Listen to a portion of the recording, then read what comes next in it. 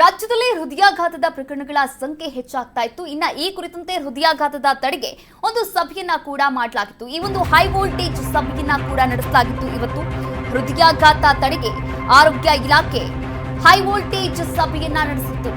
ಇನ್ನ high voltage heart meeting ಇದೀಗ ಮುಕ್ತಾಯವಾಗಿದೆ. ಹೃದಯಾಘಾತಕ್ಕೆ ಕಾರಣ ಏನು ಅನ್ನೋದನ್ನ ಆರೋಗ್ಯ ಸಚಿವರಾದ ದಿನೇಶ್ ಗುಂಡೂರಾವ್ ಬಿಚ್ಚಿಟ್ಟಿದ್ದಾರೆ. ಹಾರ್ಟ್ ಅಟ್ಯಾಕ್ಗೆ ಮುಖ್ಯವಾದಂತಹ ಕಾರಣವನ್ನ ಕಂಡುಕೊಂಡಿದ್ದಾರೆ. ಈ ಸಭೆಯಲ್ಲಿ ಕೋವಿಡ್ ಕಾರಣದಿಂದ ಹೃದಯಾಘಾತ ಆಗ್ತಾ ಇದೆ. ಧೂಮಪಾನ ಮಾಡುವವರಿಗೂ ಹೃದಯಾಘಾತ ಆಗಿದೆ. ಇನ್ನು ಅತಿ ಮೊಬೈಲ್ ಬಳಕೆಯಿಂದ ಕೂಡ ಹಾರ್ಟ್ ಅಟ್ಯಾಕ್ ಆಗ್ತಾ ಇದೆ.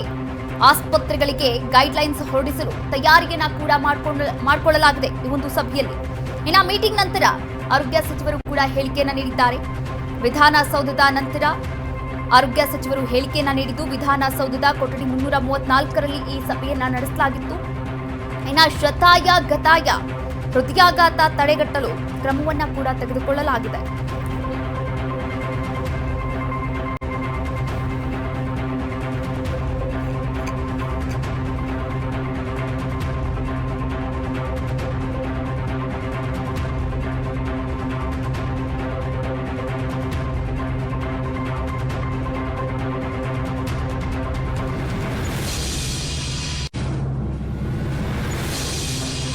ಹೃದಯಾಘಾತ ಪ್ರಕರಣಗಳ ಸಂಖ್ಯೆ ಹೆಚ್ಚಾಗ್ತಾ ಇತ್ತು.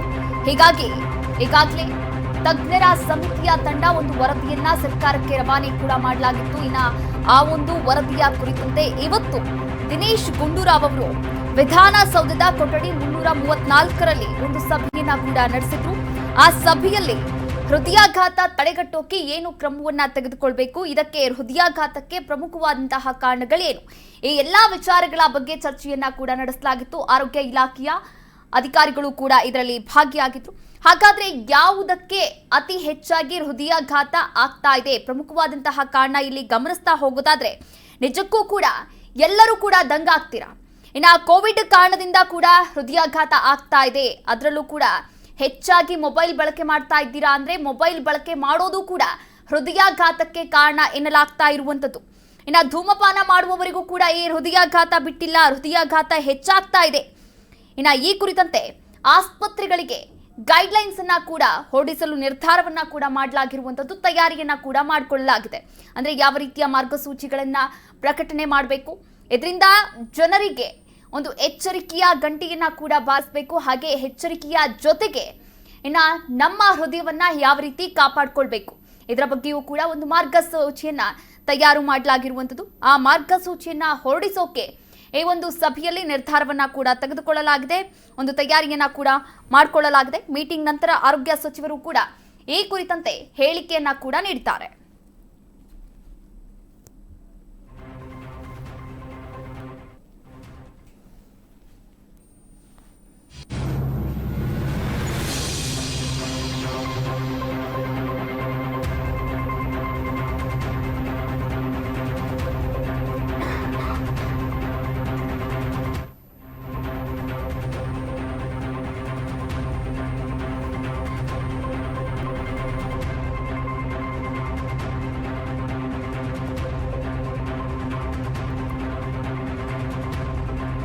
ಕರ್ನಾಟಕದ ವಿವಿಧ ಜಿಲ್ಲೆಗಳಲ್ಲಿ ಕೆಲ ದಿನಗಳಿಂದ ಹೃದಯಾಘಾತ ಪ್ರಕರಣಗಳು ಹೆಚ್ಚಾಗ್ತಾ ಇತ್ತು. ಇನ್ನು ಹೃದಯಾಘಾತ ಪ್ರಕರಣಗಳು ದಾಖಲಾಗಿರೋದ್ರಿಂದ ಇವತ್ತು ಒಂದು ಹೈ ವೋಲ್ಟೇಜ್ ಮೀಟಿಂಗ್ ಅನ್ನ ಕೂಡ ನಡೆಸಲಾಗಿದೆ.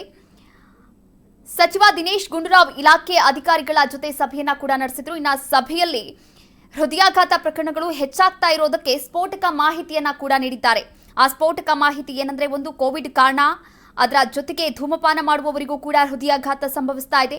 ಇನ್ನು ಅತಿ ಹೆಚ್ಚಾಗಿ ಮೊಬೈಲ್ ಅನ್ನ ಬಳಕೆ ಮಾಡ್ತಾ ಇದ್ದೀರಾ ಅಂದ್ರೆ ಅತಿ ಹೆಚ್ಚು ಮೊಬೈಲ್ ಬಳಕೆ ಮಾಡುವವರಿಗೂ ಕೂಡ ಹೃದಯಾಘಾತ ಸಂಭವಿಸಿದೆ, ಹೃದಯಾಘಾತದಿಂದ ಸಾವನ್ನಪ್ಪಿದ್ದಾರೆ ಎನ್ನುವಂತಹ ಮಾಹಿತಿ ಲಭ್ಯವಾಗಿರುವಂತದ್ದು. ಇನ್ನು ಈ ಕುರಿತಂತೆ ಆರೋಗ್ಯ ಸಚಿವರಾದ ದಿನೇಶ್ ಗುಂಡೂರಾವ್ ಅವರು ಕೂಡ ಮಾಧ್ಯಮಗಳ ಜೊತೆ ಮಾತನಾಡಿದ್ದಾರೆ, ಮಾಹಿತಿಯನ್ನ ಕೂಡ ನೀಡಿದ್ದಾರೆ.